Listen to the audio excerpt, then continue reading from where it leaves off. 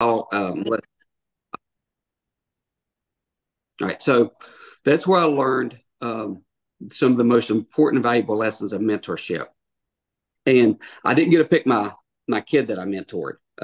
Big brother, big sister picked them for me. So let me set this up for you because it's a pretty interesting story. So um, we had this kid that was having problems, and this was my first year there. So I was just learning how to navigate this program. Had been through a certification class. It was, I don't know, it was probably a 40+ hour class, but nothing really hands on. And and during the school year, the early part of the school year, the first couple months, we had this kid. I think he was in sixth grade, and he was getting in trouble. He was getting in trouble to the point, some red flags of him being a safety issue at the school. And the vice principal of discipline, him and I grew up together, went to high school together.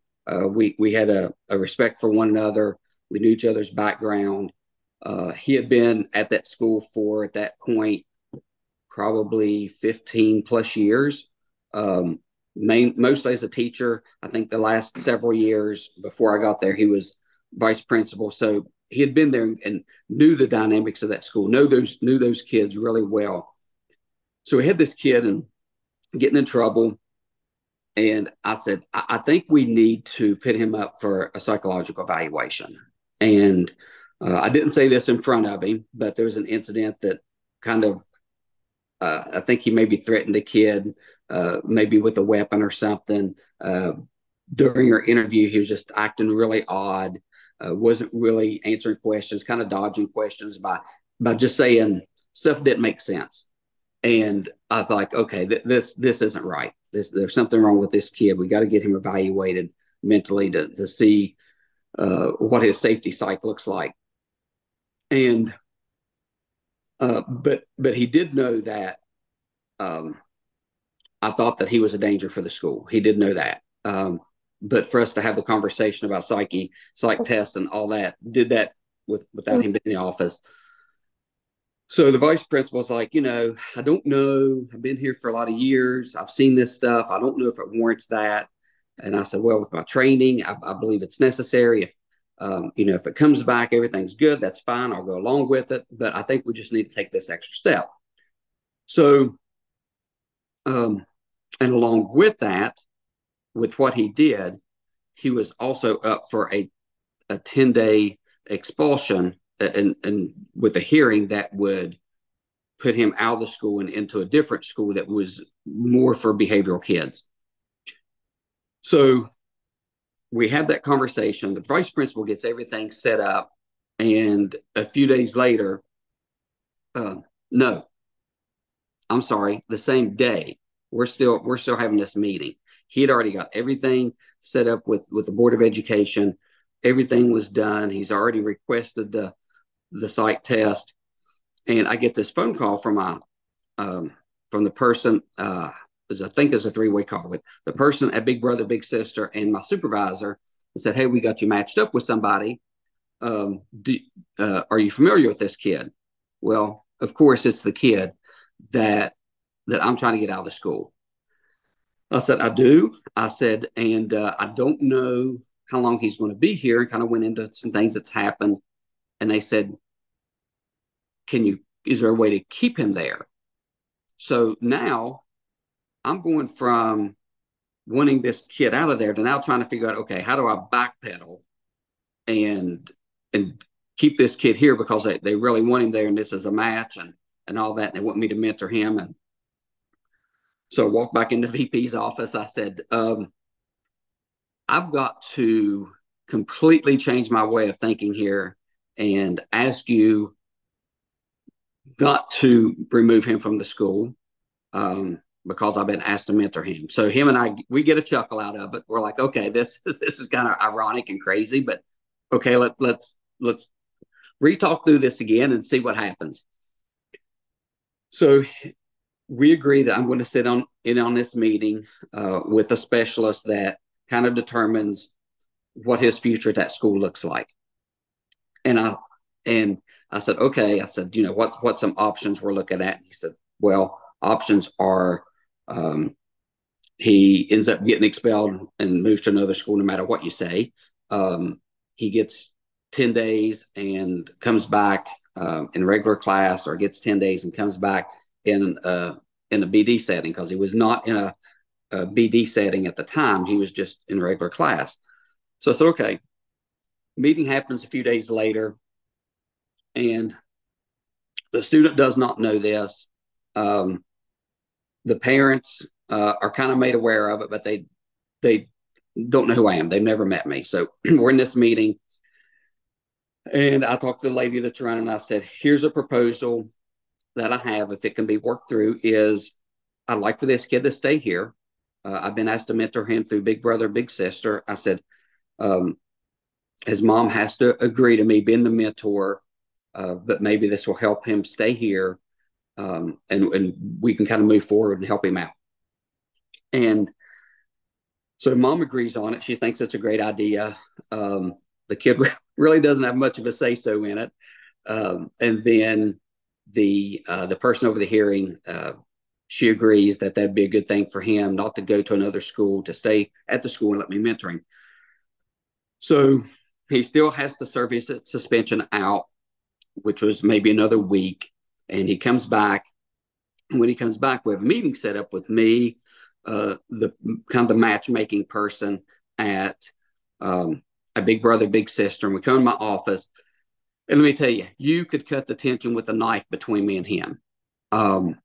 He knew I didn't want him to be there. He knew that in his mind, I did not care for him. And that really wasn't the case. I didn't care for his behavior and the choices he was making. I didn't know him well enough to say, I didn't care for him.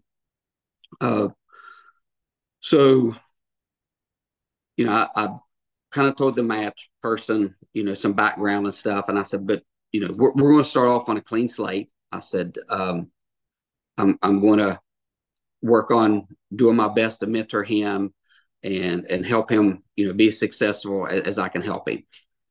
So we have that meeting, and I think maybe a few days later, because we had agreed once a week he was going to come to my office, and we would do something. I didn't know what that something was going to be, because I had no idea what this kid was interested in. Nothing about him except for just some of the behavior issues he had. So he comes in the office.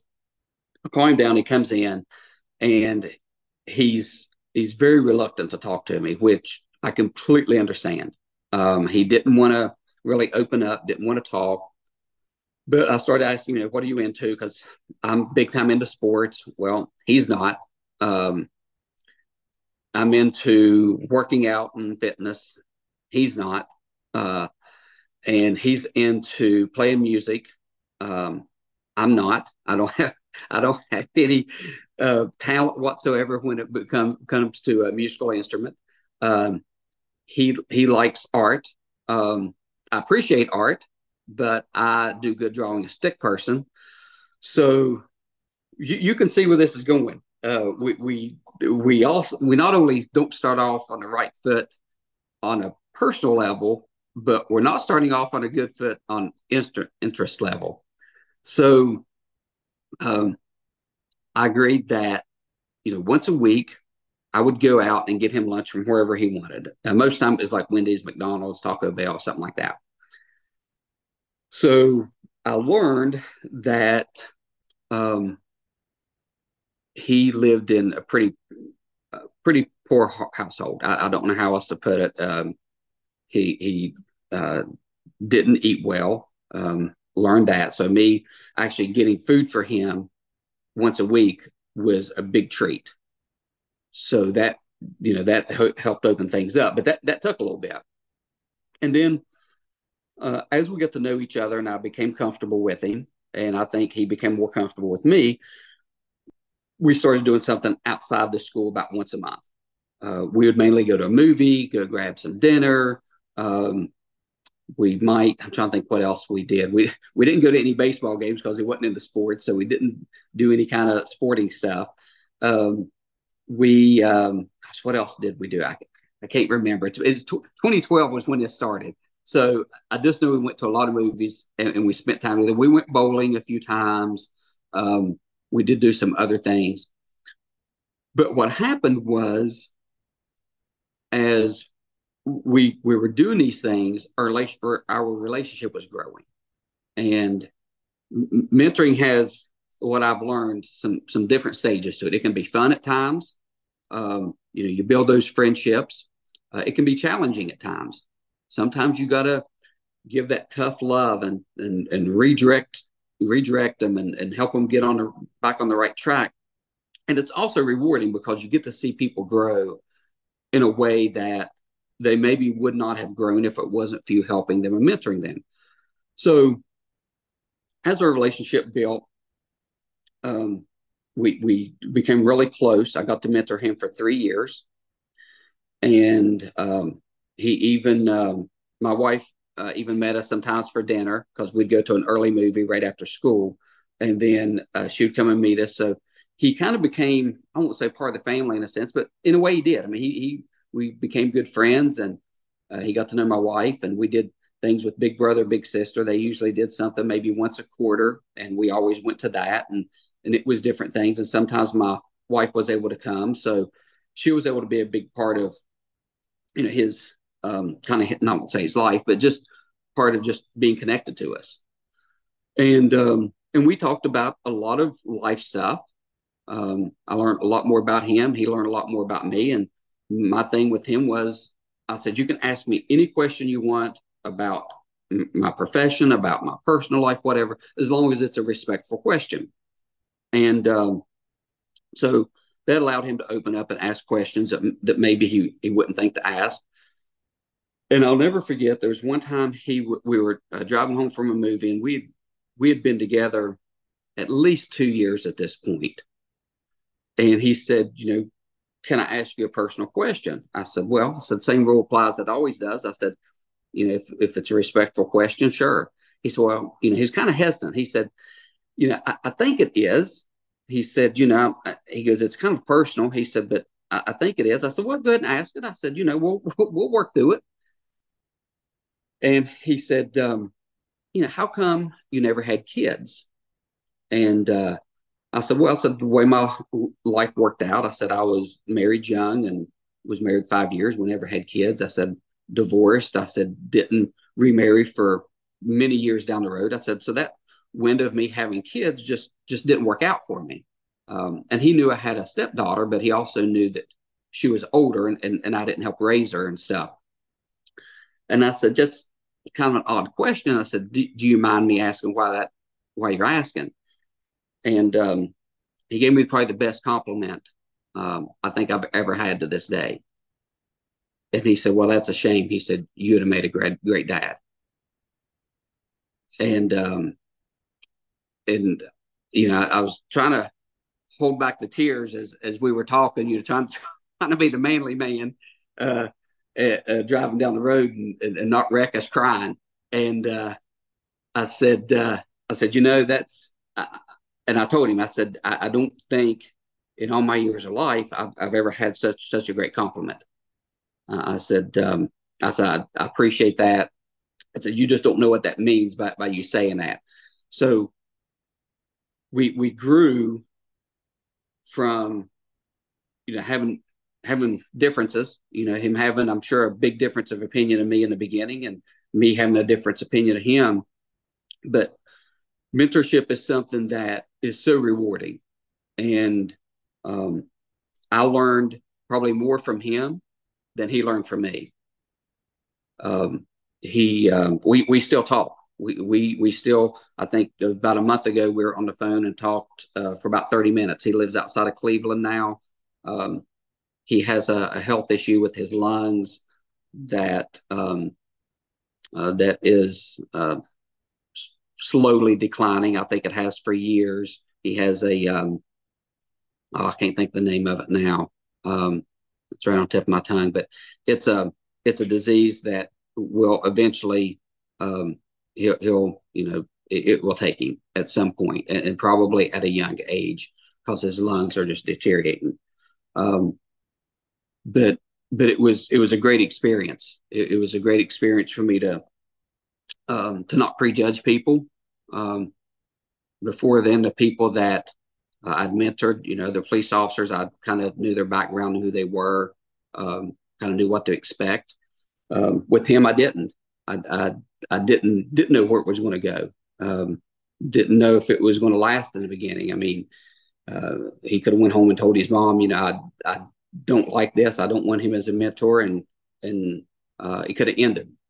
I'm glad he didn't do that. I'm glad he gave me a chance to work with him, and I'm glad he eventually opened up and talked to me about things. So, like I said, I learned as much from him as he learned from me, and that's what being a mentor is all about. It's not just you being a mentor and just guiding people the whole time. A good mentor, I think, stops and listens and evaluates the person that they're mentoring to help that person become better than they are, and to help yourself become better than you are. Because if you're what I'm going to call a closed-minded mentor, um, you're not getting the full benefit, and you're not giving the full benefit of being a mentor. So when you mentor people, there's going to be times, like I said, that's fun. There's going to be times that are challenging. He still got in trouble at school. And I told the vice principal, like I said, good friend of mine, I don't want me mentoring him ever put you in a bad position of of doing your job. I said, if he does something that he is to be written up for, and you've got to suspend him, and you do what you've got to do. You do your job.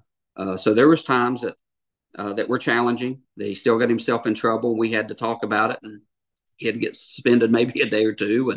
And we came back, we talked about it again, and we didn't make those mistakes again. That's kind of my goal with mentoring is, when it comes to correcting, let's talk about the problem, let's correct it, and let's not do it again. The rewarding part, it's beyond measure, beyond measure. And not only do I want you guys to be good mentors, and I know you will be, and I know you are, but I also want you guys to take the time and have a mentor. You can never outgrow mentorship. Okay, I still have mentors in my life, mentors in my business, mentors in my personal life, and I think it's necessary. When you think that you've learned it all, you think that you've personally grown as far as you can, I'll go ahead and tell you you're wrong. I think we've all lived life long enough to know that there's always life lessons out there that we can learn from people. Handpick your mentor. I know I just told a story that this kid could not handpick his mentor, but we're of age where we get the opportunity and to where we can choose who we want our mentors to be, and choose them wisely. Choose the ones who that that you will enjoy building a relationship with. Find the person that that will be hard on you when they need to be, that will challenge you, that will give you that tough love, and know that if you work with that mentor, there's going to be a lot of rewards along the way. And I know that I don't know if I see Greg's on here, Melissa's on here, Christy's still on here. I'm sure Jane's still on here as well. You got some great mentors here, and I use them as my mentors because we learn from one another, we grow from one another, and there's other mentors that I have. So don't think that you can just have one or two mentors.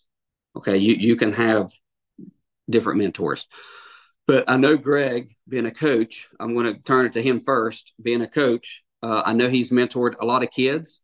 I saw him shaking his head sometimes when I was talking about tough love and challenges and rewards. And so, Greg, is there anything you want to add to mentorship? Well, the story was right on the money, but I think it's essential for growth.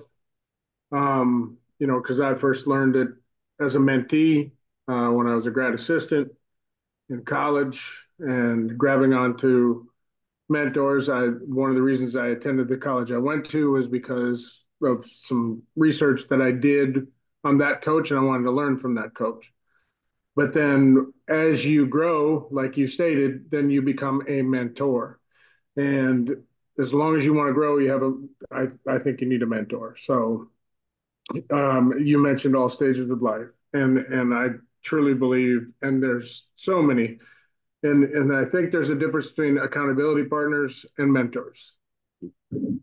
And I think that you can mentor each other in accountability settings. But for Jan and I in our business, and let's just talk about our business real quick, we have one specific mentor that we go to for business building things outside of our accountability partners.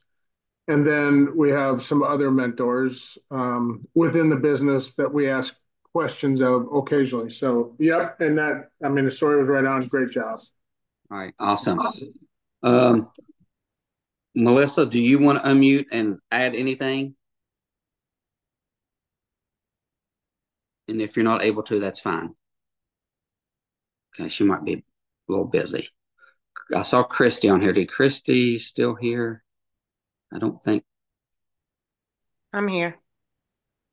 All right. Melissa, do you want to add anything on mentorship?